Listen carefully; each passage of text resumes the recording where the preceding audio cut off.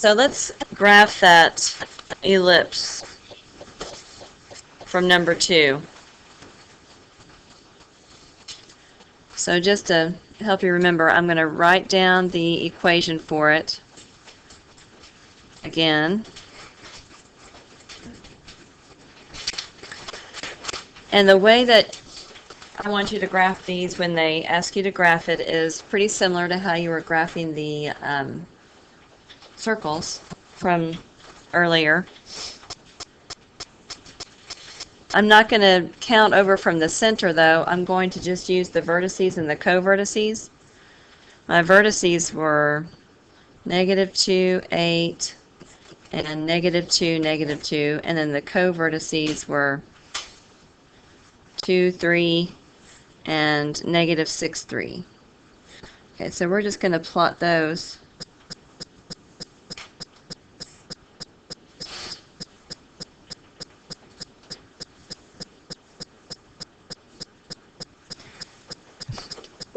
And this is really pretty close to a circle because your A and your B are so close together.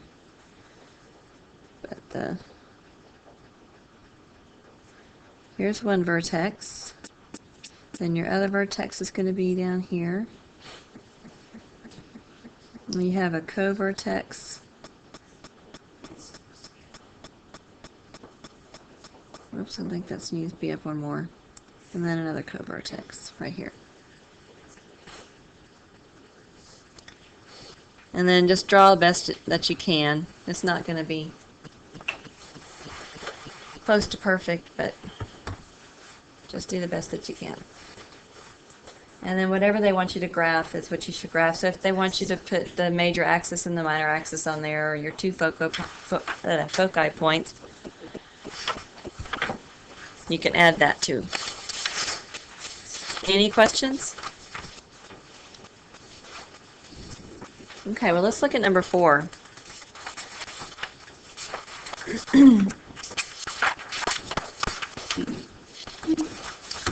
We're going to write in standard form.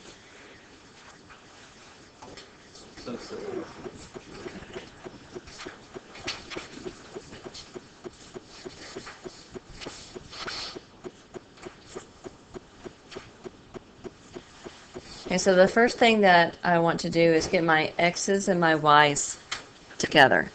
So I'm going to have 4x squared plus 8x plus 6y squared minus 36y equals -34. So I'm going to do the same thing with the ellipse that I did with the parabola and the circle. I need to complete the square to get this in standard form. And to complete the square, your leading coefficients of the variables have to be a positive 1. So your x's, we need to factor a 4 out. We'll get x squared plus 2x, and I'm going to leave some space to complete the square. And then the y's, I need to take a 6 out. So I'll have y squared minus 6y, and it equals -34. So for ellipses, I'm going to be working on both sides of the equal sign. So that means if I add something to the left side of the equal sign, I'm going to add it to the right side. Okay, it's not like a parabola where you just do everything on one side. So for my x's, when I take that linear coefficient, divide by 2 and square it, I'm going to add 1 inside the parentheses. But it's not really a 1, right, because you have this 4 that is being multiplied all the way through the polynomial, so you're actually adding 4. So I'm going to add 4 to the other side.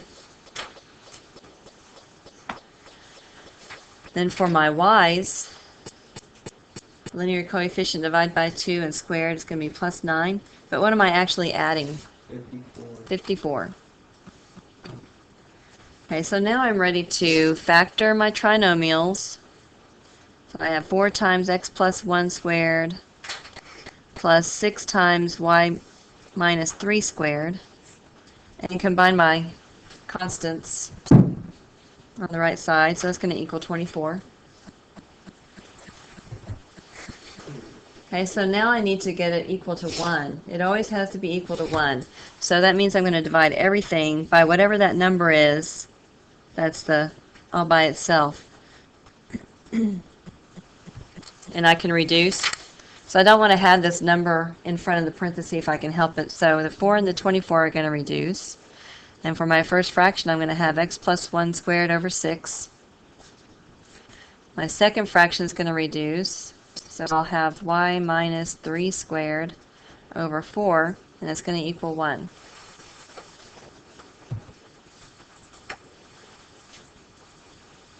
So you have your a squared and your b squared.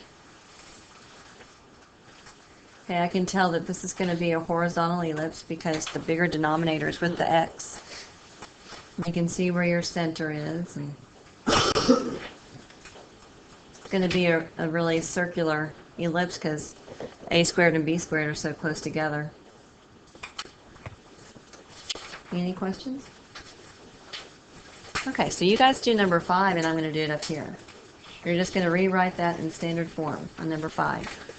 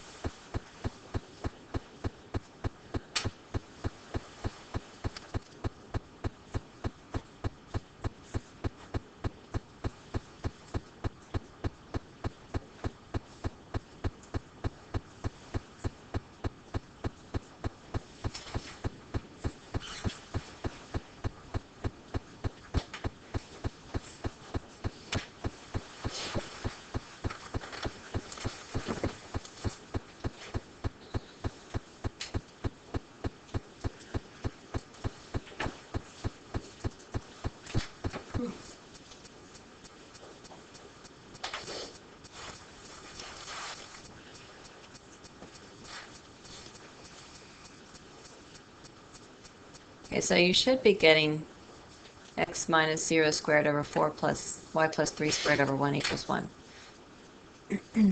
A couple of things. For the x minus 0 squared, you could either have that written as a binomial squared, or you could just have x squared since it's at 0 for your x. That part doesn't matter, but for this y value over 1, you do need to have it over 1, okay, because that's telling you what b squared is. So you do need to keep it in that standard form, even when it's at 1. Any questions? Okay, let's look at the bottom part of your notes. It says to write an equation for an ellipse, you need to know the coordinates of the center and the value for a and b. Write the equation for the ellipse with the given information. So we're going to look at number 8. Number 8, the endpoints of the major axis are negative 8, 4, and positive 4, 4. Then you have two foci points at negative 3, 4 and negative 1, 4.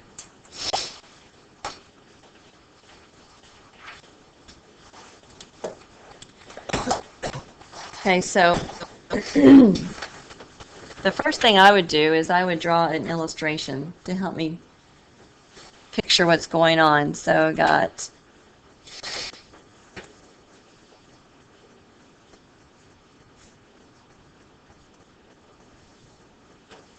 negative 8, 4 and positive 4, 4.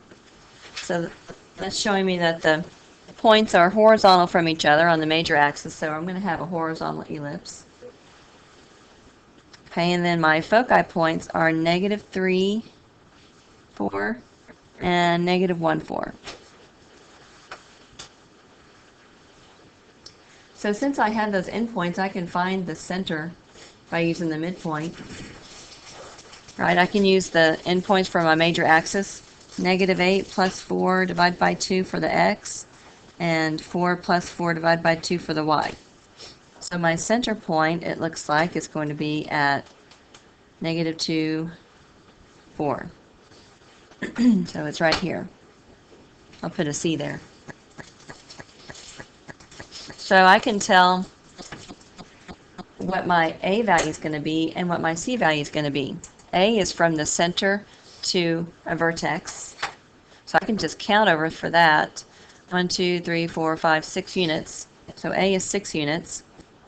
And C is just 1 unit away for your focus point.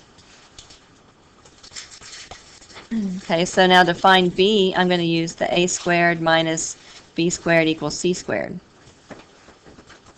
A squared is 36. I'm solving for B squared, and C squared is 1. So I'm going to add the B squared to the right side and subtract that 1 over to the left side. And I'm getting that B squared is 35. So unless you need to find like your covertices or something with your B value, this is really what you need for your equation, right? The B squared. Okay, so I know this is horizontal. So that means my larger value, the A, is going to go with the X. I have my center. I have the B. So I can write my equation. X plus 2 squared over 36 plus y minus 4 squared over 35 equals 1. And that's your standard form.